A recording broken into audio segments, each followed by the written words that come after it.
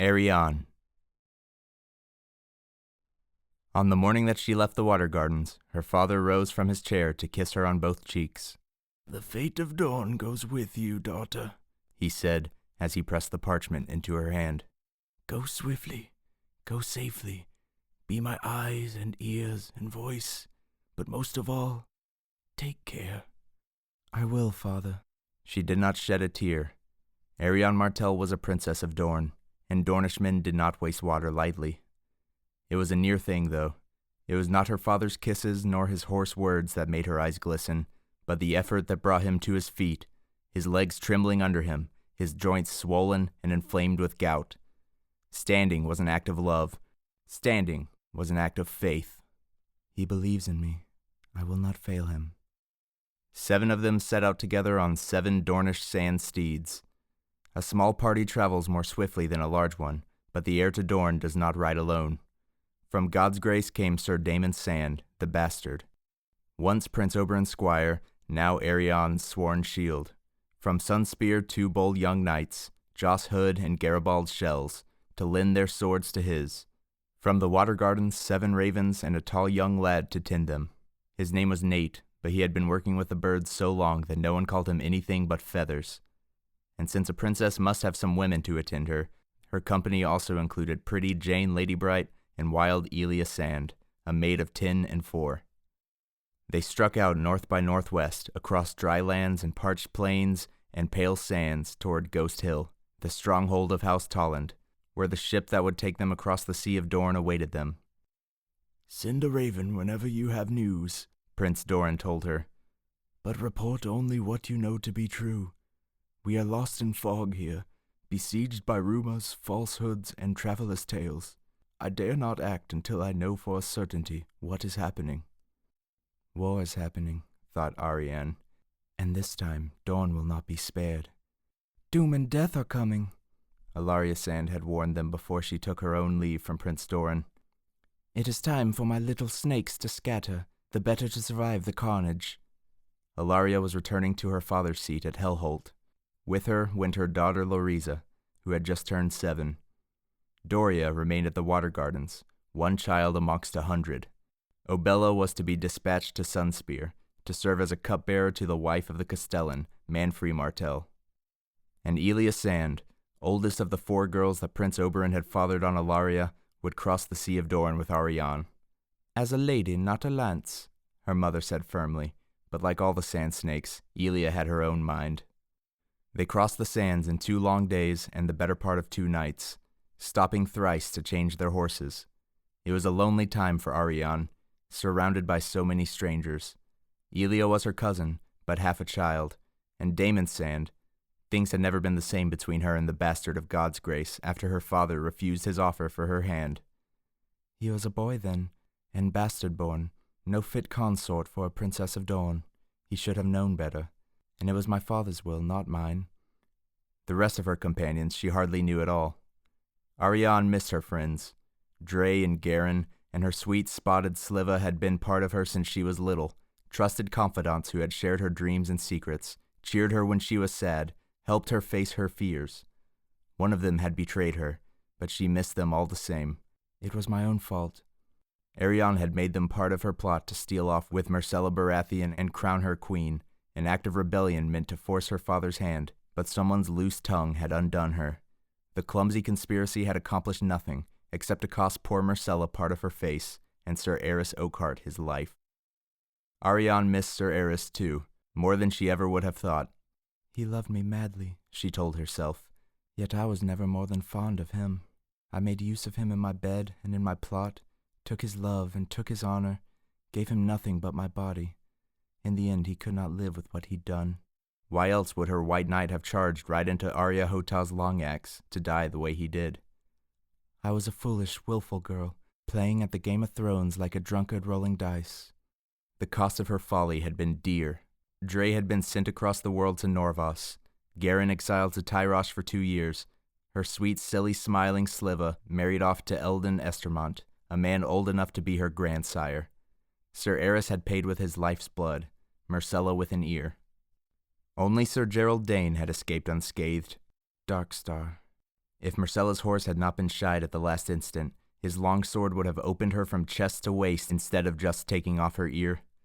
Dane was her most grievous sin, the one that Arianne most regretted. With one stroke of his sword, he had changed her botched plot into something foul and bloody. If the gods were good, by now Obara Sand had treed him in his mountain fastness and put an end to him. She said as much to Damon Sand that first night as they made camp. "Be careful what you pray for, princess," he replied. "Dockstar could put an end to Lady Obara just as easily." "She has Arya Hotar with her." Prince Doran's captain of guards had dispatched Sir Eris Oakhart with a single blow, though the king's guard were supposed to be the finest knights in all the realm. "No man can stand against Hotar." "Is that what Dockstar is? A man?" Sir Damon grimaced. "A man would not have done what he did to Princess Myrcella. Sir Gerald is more a viper than your uncle ever was. Prince Oberyn could see that he was poison. He said so more than once. It's just a pity that he never got around to killing him." "Poison," thought Arianne. "Yes, pretty poison, though." That was how he'd fooled her. Gerald Dane was hard and cruel, but so fair to look upon that the princess had not believed half the tales she'd heard of him. Pretty boys had ever been her weakness, particularly the ones who were dark and dangerous as well. "That was before, when I was just a girl," she told herself. "I am a woman now, my father's daughter. I have learned that lesson." Come break of day, they were off again. Elia Sand led the way, her black braid flying behind her as she raced across the dry, cracked plains and up into the hill. The girl was mad for horses, which might be why she often smelled like one, to the despair of her mother. Sometimes Arianne felt sorry for Ilaria. 4 girls, and every one of them her father's daughter. The rest of the party kept a more sedate pace. The princess found herself riding beside Sir Damon, remembering other rides when they were younger, rides that often ended in embraces. When she found herself stealing glances at him, tall and gallant in the saddle, Arianne reminded herself that she was heir to Dorne, and him no more than her shield. "Tell me what you know of this John Connington," she commanded. "He's dead," said Damon Sand. "He died in the disputed lands. Of drink, I've heard it said." "So a dead drunk leads this army." "Perhaps this John Connington is a son of that one, or just some clever sellsword who has taken on a dead man's name. Or he never died at all. Could Connington have been pretending to be dead for all these years? That would require patience worthy of her father. The thought made Arianne uneasy. Treating with a man that subtle could be perilous. "What was he like before he died?" "I was a boy at God's grace when he was sent into exile. I never knew the man." "Then tell me what you've heard of him from others." "As my princess commands. Connington was lord of Griffin's Roost when Griffin's Roost was still a lordship worth the having. Prince Rhaegar's squire, or one of them. Later Prince Rhaegar's friend and companion. The Mad King named him Hand during Robert's rebellion, but he was defeated at Stony Sept in the Battle of the Bells, and Robert slipped away. King Aerys was wroth, and sent Connington into exile. There he died." "Or not." Prince Dorne had told her all of that. "There must be more." "Those are just the things he did. I know all that. What sort of man was he? Honest and honorable? Venal and grasping? Proud?" "Proud for a certainty, even arrogant. A faithful friend to Rhaegar, but prickly with others. Robert was his liege, but I've heard it said that Connington chafed at serving such a lord. Even then, Robert was known to be fond of wine and whores." "No whores for Lord John, then?" "I could not say. Some men keep their whoring secret." "Did he have a wife, a paramour?" Sir Damon shrugged. "Not that I have ever heard." That was troubling, too.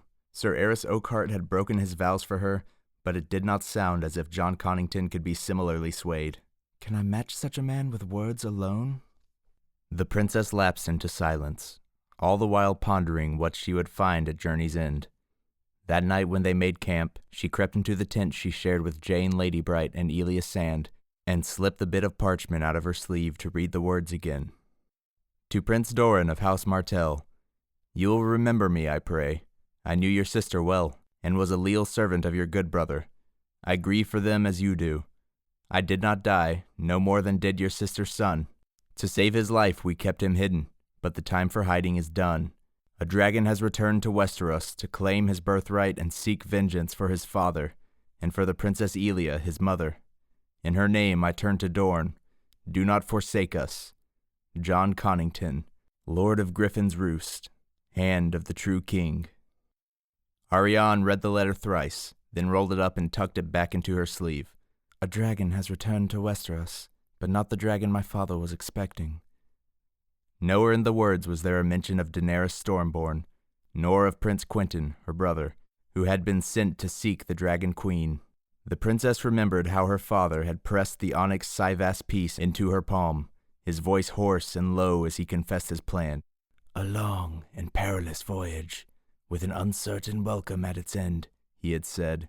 He has gone to bring us back our heart's desire. Vengeance, justice, fire and blood. Fire and blood was what Jon Connington, if indeed it was him, was offering as well. Or was it? He comes with sellswords, but no dragons, Prince Doran had told her the night the Raven came. The Golden Company is the best and largest of the free companies, but 10,000 mercenaries cannot hope to win the Seven Kingdoms. Elia's son, I would weep for joy if some part of my sister had survived, but what proof do we have that this is Aegon? His voice broke when he said that. Where are the dragons? He asked. Where is Daenerys? And Arianne knew what he was really saying. Where is my son? In the Boneway and the Prince's Pass, 2 Dornish hosts had massed, and there they sat, sharpening their spears, polishing their armor, dicing, drinking, quarreling, their numbers dwindling by the day, waiting for the Prince of Dorne to loose them on the enemies of House Martell. Waiting for the dragons, for fire and blood, for me. One word from Arianne and those armies would march, so long as that word was dragon. If instead the word she sent was war, Lady Ironwood and Lord Fowler and their armies would remain in place. The Prince of Dorne was nothing if not subtle. Here, war meant wait. At mid-morning on the 3rd day, Ghost Hill loomed up before them, its chalk-white walls shining against the deep blue of the Sea of Dorne. From the square towers at the castle's corners flew the banners of House Tolland, a green dragon biting its own tail upon a golden field. The sun and spear of House Martell streamed atop the great central keep, gold and red and orange, defiant.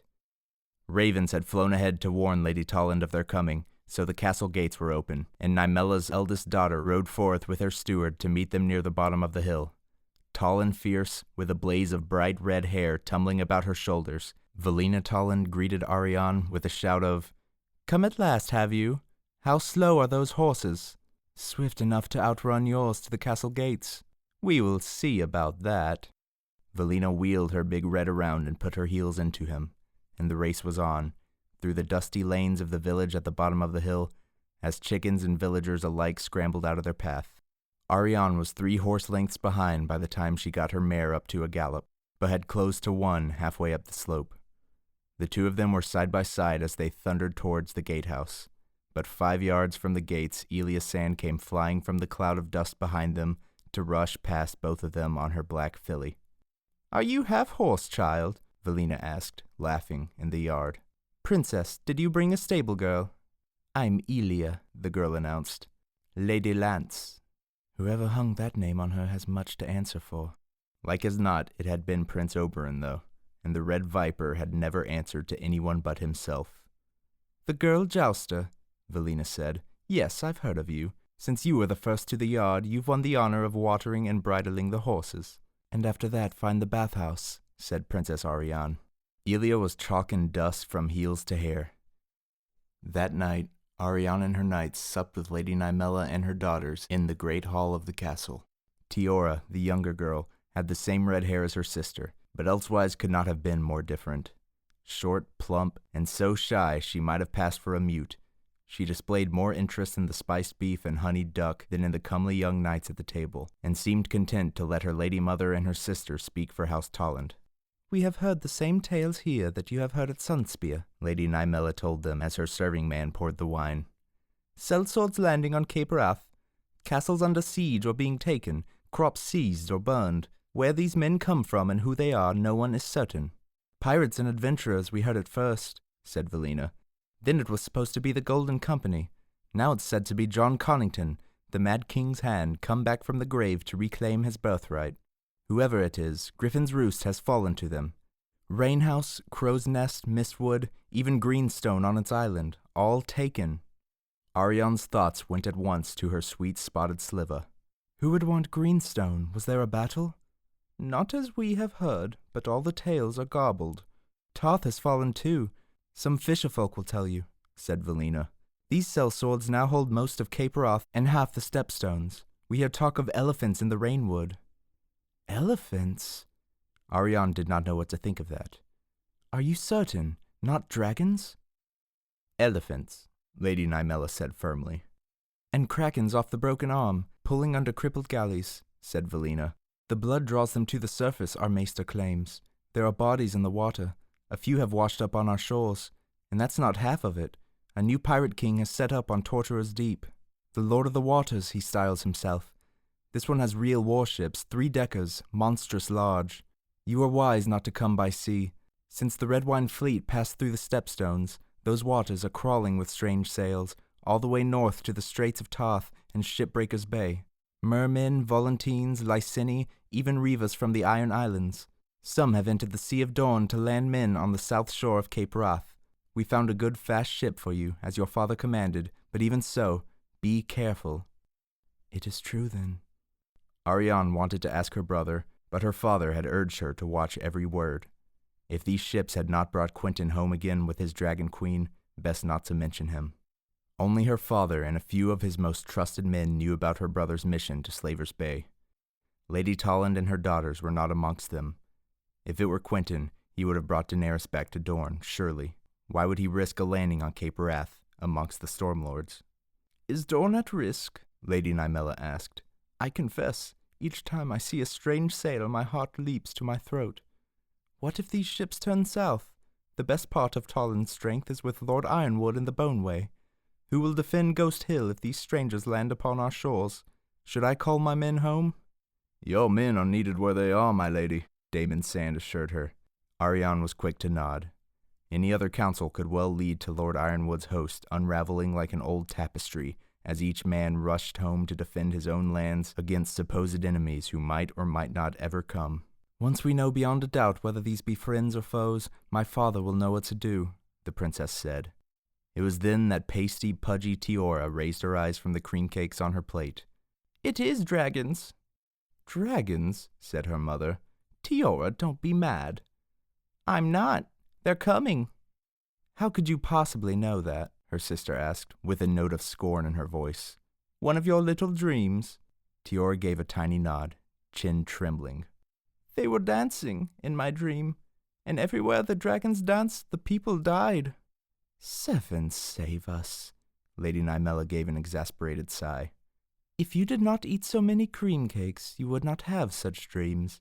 Rich foods are not for girls your age, when your humors are so unbalanced. Maester Tommen says. I hate Maester Tommen, Tiora said. Then she bolted from the table, leaving her lady mother to make apologies for her. Be gentle with her, my lady, Arianne said. I remember when I was her age. My father despaired of me, I'm sure. I can attest to that. Sir Damon took a sip of wine and said, House Tolland has a dragon on its banners. A dragon eating its own tail, aye, Valina said. From the days of Aegon's conquest. He did not conquer here. Elsewhere he burned his foes, him and his sisters, but here we melted away before them, leaving only stone and sand for them to burn. And round the dragons went, snapping at their tails for want of any other food, till they were tied in knots. Our forebears played their part in that, Lady Nymella said proudly. Bold deeds were done, and brave men died. All of it was written down by the maesters who served us. We have books, if my princess would like to know more. Some other time, perhaps, said Arianne. As Ghost Hill slept that night, the princess donned a hooded cloak against the chill and walked the castle battlements to clear her thoughts. Damon Sand found her leaning on a parapet and gazing out to sea, where the moon was dancing on the water. Princess, he said, you ought to be abed. I could say the same of you. Arianne turned to gaze upon his face. A good face, she decided. The boy I knew has become a handsome man. His eyes were as blue as a desert sky, his hair the light brown of the sands they had just crossed. A close-cropped beard followed the thin of a strong jaw, but could not quite hide the dimples when he smiled. I always loved his smile. The Bastard of God's Grace was one of Dorne's finest swords as well, as might be expected from one who had been Prince Oberyn's squire and had received his knighthood from the Red Viper himself. Some said that he had been her uncle's lover, too, though seldom to his face. Arianne did not know the truth of that. He had been her lover, though. At 14, she had given him her maidenhead. Damon had not been much older, so their couplings had been as clumsy as they were ardent. Still, it had been sweet. Arianne gave him her most seductive smile. "We might share a bed together." Sir Damon's face was stone. "Have you forgotten, princess? I am bastard-born."